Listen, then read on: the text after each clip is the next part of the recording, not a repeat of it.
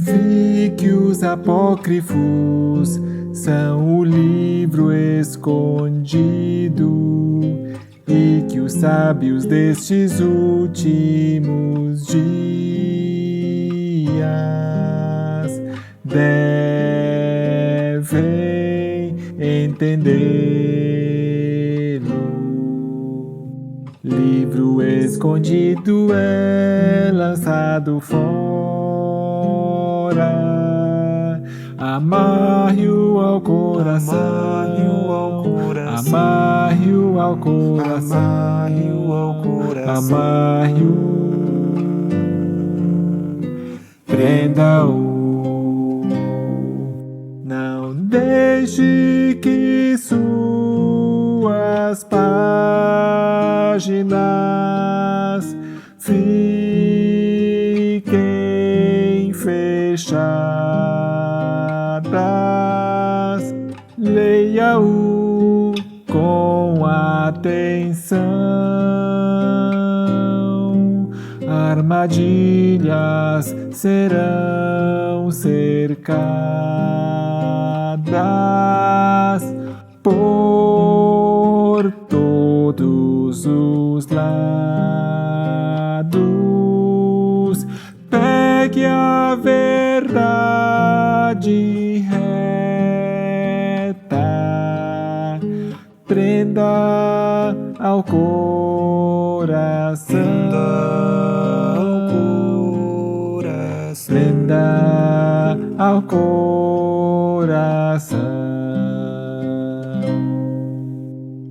para que não seja expulso tudo.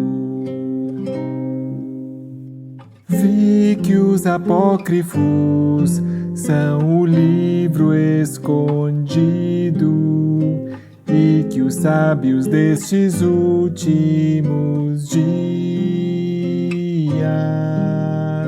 devem entendê-lo.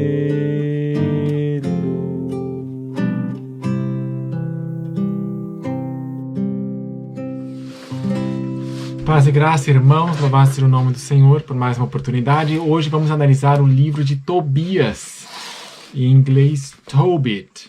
Ellen G. White recomendou os apócrifos que estavam na King James. Ela disse: vi que os apócrifos são um livro escondido e que os sábios desses últimos dias devem entendê-lo. Em outra parte ela diz: livro escondido é lançado fora, amarre-o ao coração. Tá? A hora que você vê a imagem dos apócrifos na Bíblia dela, e ela então recomenda, e é por isso que nós estamos estudando, porque a profetisa, a serva do Senhor, a mensageira do Senhor, assim o indicou que é um dever fazê-lo, e é um privilégio. Nós estamos encontrando joias, pérolas, e vamos hoje responder alguns questionamentos também sobre Tobit, que recebe várias acusações de ser falsificado pelo conteúdo em si. Acusações gerais, né, de que em nenhuma parte do Novo Testamento ele foi citado. Isso até o livro de Esther, por exemplo, ou outros livros também, profetas menores, não são citados pelo nome e nem o conteúdo, mas não quer dizer que não são inspirados, né? Inclusive Esther está meio próximo desses livros, é um estilo parecido, uma época parecida, né? E também Lutero estava relutante em aceitar Esther, Tobias e Judite. Esses três estão ali juntos na Bíblia de Jerusalém, que a Bíblia do Vinícius aqui é de Jerusalém, tá? Muitos de vocês têm. E o proveitoso é que tem referências cruzadas, né? Em todo Tobias você vê, deixa eu ver se eu consigo aproximar bem da câmera, ó, mostrando, não sei se dá para ver, aqui nos cantos tem algumas referências, não são muitas, mas só que tem textos paralelos, que nós colocamos alguns deles no rodapé aqui do e-book, tá bom? Você pode baixar esse livro desde já no e-book. Tem essa outra Bíblia católica, mas eu fiquei decepcionado porque na verdade não é católica, é ecumênica, dizem eles, né? Mas a versão da Bíblia, qual que é? Onde que está? Não é Paulinas, mas é... Onde é que está? Imprimatur. Edição ecumênica, tradução do Padre Antônio Pereira de Figueiredo. Aqui eu fiquei decepcionado porque é quase uma paráfrase. Muitas vezes bate só assim, o tema é parecido, mas não tem semelhança, quer dizer, não tem equivalência não. Então, a de Jerusalém tem, muitos de vocês têm, mas nós vamos contar uma surpresa para vocês, nós estamos preparando para que seja impresso daqui a alguns meses, para que nós tenhamos os apócrifos, incluindo aqueles que não estavam, que não estão na de Jerusalém. Por exemplo, 1 e 2 Esdras. No caso, 1 e 2 Esdras, você vê aqui a relação de apócrifos da King James Ellen White não estão na Jerusalém, e queremos incluir também Enoque em um só volume. Acho que vai ficar até que bem grossinho. Aliás, por que a Bíblia de Ellen White era tão pesada? Porque tinha os apócrifos juntos e não são tão pequenos, tá? Bom, Vinícius, fale um pouquinho sobre o livro de Tobias, assim, resumindo, do que se trata? É um livro histórico, né? Resume para nós a história, em poucas palavras. Em poucas palavras, é um livro em um contexto assim de família, falando sobre Tobit, que tinha respeito para com os mortos, observando um preceito. Tobit é o pai de Tobias. Isso, Tobit é pai e filho. É o pai de Tobias. Então começa ali falando um pouco da origem dele, de Tobit, a família, a situação em que estavam também, exílio, por meio do rei Salmanasar. Ali em Nínive, né? Na média. média. Então, já adiantando, ele teve uma cegueira da parte de Deus, porque ele estava sendo provado, que nem Jó, ele até menciona ali, é mencionado Jó, o caso de Jó. Assim, Deus usando recursos naturais, ou seja, um acidente ali que aconteceu com passarinhos, mas nada acontece aos justos sem que Deus o permita, né? Ah, certo. Para provar a fé dele, a obediência dele, o temor dele para com Deus, e aí então... Ele, já sentindo estar perto da morte, ele chama o filho dele para enviar em uma viagem onde ele ia buscar o dinheiro com um parente dele. Dinheiro, questão de herança, acho que ele estava quase morrendo. Eu acho que o nome é Galael, não lembro agora o nome certo. E aí, nesse ponto é que vai aparecer o anjo Rafael, se identificando como um israelita da tribo de Tobit, que é Neftali, como um parente ali. E aí ele vai dizer que o nome dele é Azarias, filho do grande Ananias, um de teus irmãos. Então aqui entra uma acusação assim, bem a principal, né, delas, né, para queimar o livro, dizendo que o anjo mentiu aí. Só que então, falando um pouco disso, eu não vi, assim, particularmente, eu não vi como uma mentira do anjo, mas usando testemunhos de adventistas que se converteram disso para o adventismo, de certas religiões para o adventismo, nós vemos anjos se identificando como advogado, como trabalhadores, dando até nomes que não são propriamente deles. Então eles estariam mentindo. Então, usando só exemplo disso, só o anjo de assumir a forma humana não seria uma mentira? Ocultando a sua verdadeira forma. Alguns poderiam acusar de ele estar mentindo, né? De estar enganando. Exatamente. Então, se nós partimos para esse pressuposto, esse pensamento de que um anjo mentiu aqui, então toda vez que um anjo assumir a forma de um humana e se identificar como um advogado, um policial, um juiz, um médico, pode acontecer, muitas coisas podem acontecer debaixo do sol.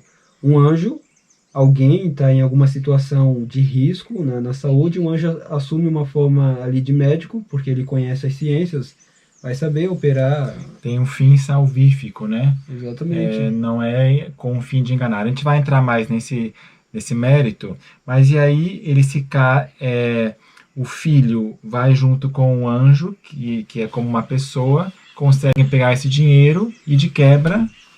Sim, antes de eles conseguirem, o anjo leva ele até Sara, que é prima dele. Eles são primos. Certo. E aí, então, só falando um pouquinho também desse detalhe, os 7 maridos que ela não consegue ter, quando chega na noite nupcial, eles morriam pelo demônio, qual é o nome? Um atrás do outro, sempre morria na noite nupcial. Sim, exatamente. Menciona o nome também do demônio, acho que é Asmodeu, e também muitos tropeçam nisso. A Bíblia não pode mencionar nome de demônio, mas aqui em Apocalipse menciona o nome Abaddon e Apolion também. Então aparece sim. E aí então o filho consegue se casar, o 8º deu certo. Sim, deu certo. E aí eles voltam felizes com o remédio para o pai que cura os olhos dele, né? Olha, vamos aqui dar uma rolada. Primeiro fala aqui da linhagem de Tobit, o cativeiro. Para ele é muito importante enterrar os mortos. Esmola, caridade. Tá? Olha só aqui, capítulo 1. Você vê, eu estou rolando. E aqui eu coloquei alguns versos. No 1:19, foi encontrado fragmentos nas cavernas de Qumran, e eu coloquei a versão que está lá em Qumran. Você vê aqui na tela, esses fragmentos, o que está entre colchetes se subentende, não está escrito, mas é para tornar o texto legível. Pode ser que ali foi borrado, aqui você vê umas imagens desses fragmentos. Olha só como é bem fragmentado e realmente muito acidentado. Mas uns fragmentos até que grandes. Então, eu coloquei aqui, não sei se vou colocar todos, mas para você ver que é bem similar. Tá? Capítulo 2, aí ele fica cego. São 14 capítulos. Tá? Essa Sara, coitada, que mostra os sofrimentos dela, a oração dela e como que esse casamento vai ser a solução, vai ser assim a libertação de Sara. É uma história muito bonita, parecida com Esther, não tão dramático como a Esther, mas é uma história de amor. Daniel, existem paralelos, alusões disso aqui, que claro, foi escrito no Antigo Testamento. No Novo, existem, porque isso aí seria uma evidência interna. Existe sim, olha só aqui, Tobias 4, verso 7. Dá esmola dos teus bens. Essa ideia, Jesus falou, Lucas 12, 33. Vendei o que tendes e dai esmolas. Tá? Jesus aqui no imperativo, dá esmola de teus bens, 4, verso 7.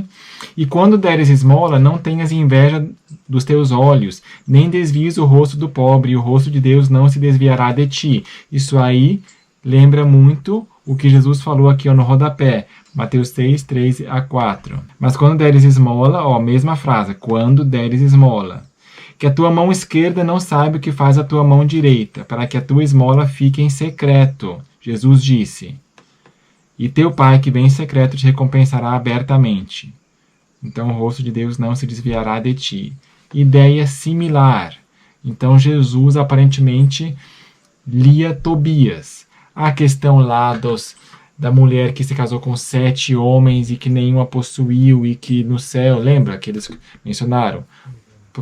Provável alusão a Tobias. Aí, 4 verso 10. Essa esmola livra da morte e não permite cair nas trevas. Alguém pode acusar, salvação por obras. Olha, a própria Bíblia diz, o que se compadece do pobre empresta a Jeová, o que ele retribuirá ao seu benefício.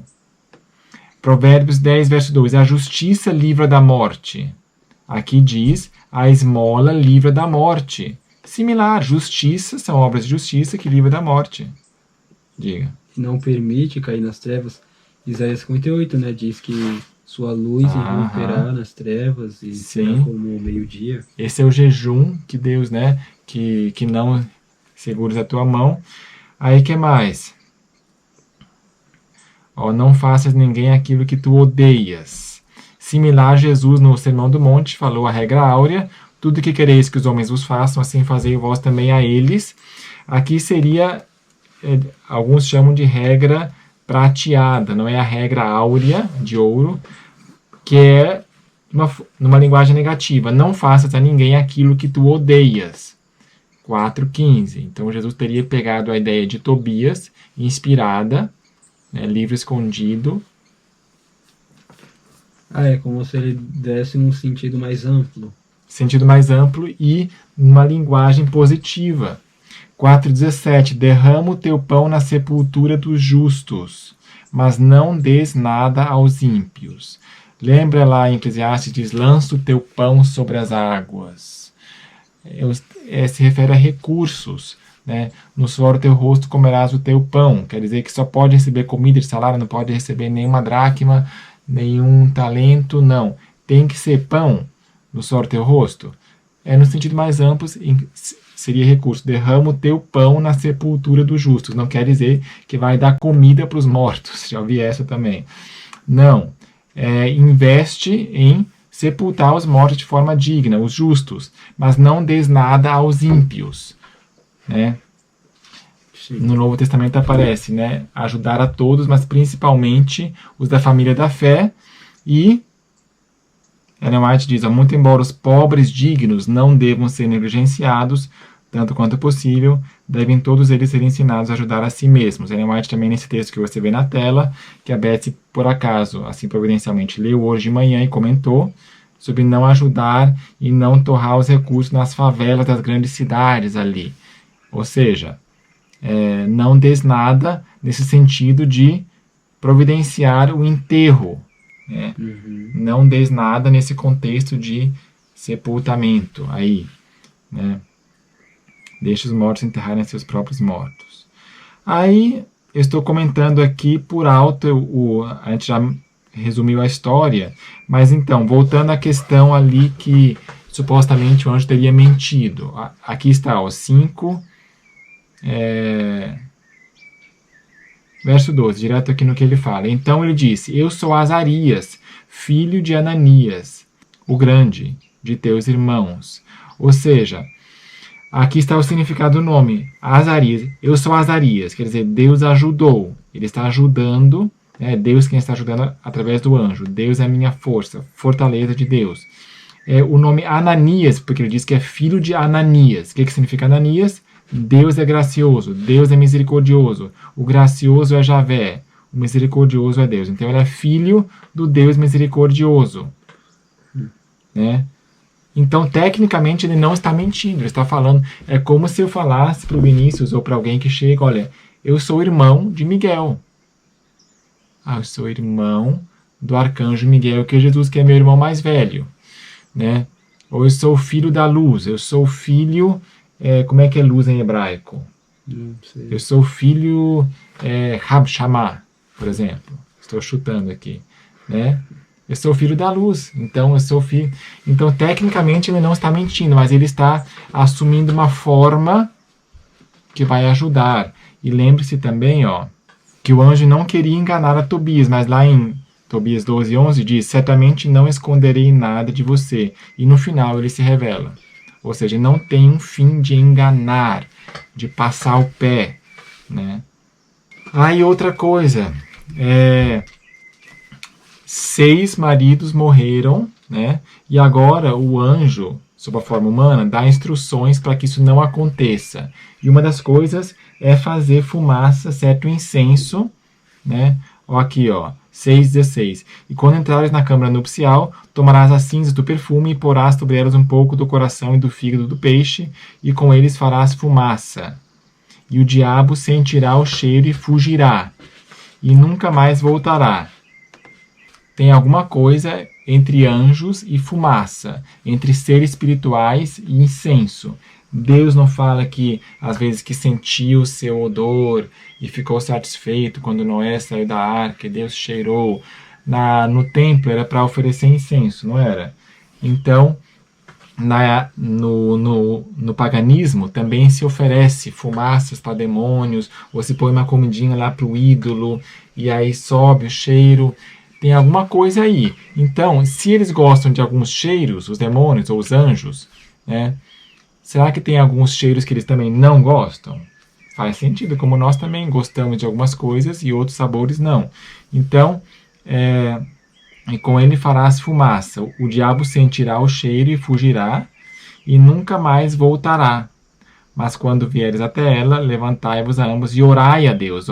Então é para orar sim a Deus, que é misericordioso, e ele vai ter piedade de vós e salvará você. É Deus que vai salvar, não é a fumaça. É como a pessoa que aplicou a pasta de figo lá em Isaías, né? E ficou curado.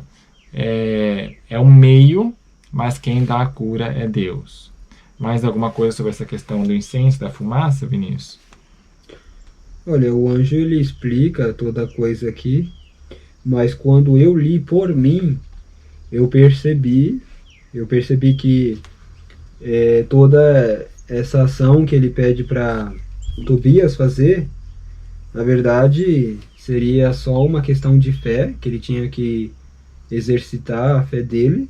Como se fosse um sinal, aquele Gideão que quebrou os cântaros. Isso, então Deus ele dá algumas coisas ali que, para nós, em um certo sentido, não tem sentido nenhum. Vai quebrar os cântaros e vai vencer o exército. Então, há um certo sentido, para nós, não tem sentido nenhum. Ele pergunta, para que vai servir essas coisas? O coração, o fígado, o fel? E aí ele responde, se queima o coração ou o fígado do peixe diante de um homem ou de uma mulher atormentados por um demônio ou por um espírito mau, a fumaça afugenta todo o mal e o faz desaparecer para sempre. Então, na sequência aqui, lendo mais abaixo, o anjo, Rafael, pega ele e amarra ele no deserto. Que, aliás, está parecido com a questão de Enoque, né? A questão de Enoque. Azazel e os anjos lá também são amarrados no deserto. E aí diz que o anjo amava a mulher e não permitia que nenhum dos homens a possuísse. Daniel, o anjo não pode amar. Só que nós temos que ver também na mentalidade hebraica que lá em Apocalipse 22 diz, aqueles que amam e praticam a mentira, né? Ou seja, pode ser esse amor, não amor divino, ágape, mas sim um amor assim, gostava, achava bonito, queria possuí-la, mas não podia, porque senão teria aquele mesmo fim daqueles anjos lá, 200. Então, assim, só por ser estranho, um anjo gostar de uma mulher e rejeitar, a gente não pode ser assim grotescos de rejeitar por parecer estranho. Né? A história é uma história muito bonita, eles oram no leito nupcial, mencionando, bendito és tu, Senhor Deus, que fizeste Adão e Eva, 8, verso 6 em diante. Ele chama ela de irmã, né? Outro paralelo interessante, 12, verso 9, porque a esmola livra da morte, tá? Paralelo com Provérbios 10, 2, a justiça livra da morte, mesma coisa, e purificará todo o pecado. E aí, esse anjo Rafael é um dos 7 anjos. Apocalipse, ali 8, verso 2, diz, e vi os 7 anjos que estavam em pé diante de Deus. Seriam os arcanjos. Na época de Enoque eram 4 mais Miguel, ou seja, 5, e possivelmente aumentou-se esse número por serviço, assim como uma colmeia de abelha vai ficando com mais abelhas, né, cresce, assim também aparentemente aqui aumentou o tanto de arcanjos, mas né, isso é uma questão de classificação que no céu a gente vai saber, que é um pouco misteriosa também. Então basicamente é isso. A Bíblia de Jerusalém, muitos de nós temos em casa, ou um parente seu tem, e nós podemos então ler aqui, mas eu estou publicando e-book gratuito, onde você pode ter no seu celular, onde você pode sublinhar, né, e continuar onde parou. A letra também é maior do que aqui no impresso, e você pode baixar aqui no canal Telegram, que se chama Livros MV, tá? Você baixa ou então em congressome.org/livros. Tobias, jejum, oração e esmolas, tá? Esse assim é a virtude que é passada em ensinamentos e pelo exemplo deles, e toda a história que se transcorre aqui, que se desenrola, é uma linda história de amor tão nobre quanto Ruth e Boaz, né? Que também teve ali uma situação de resgate do parente mais próximo, como foi esse caso, tá? Deus seja louvado. Então, uma boa leitura para vocês aqui do e-book. E vocês podem, então, começar nesse momento. E vocês podem. Um feliz sábado.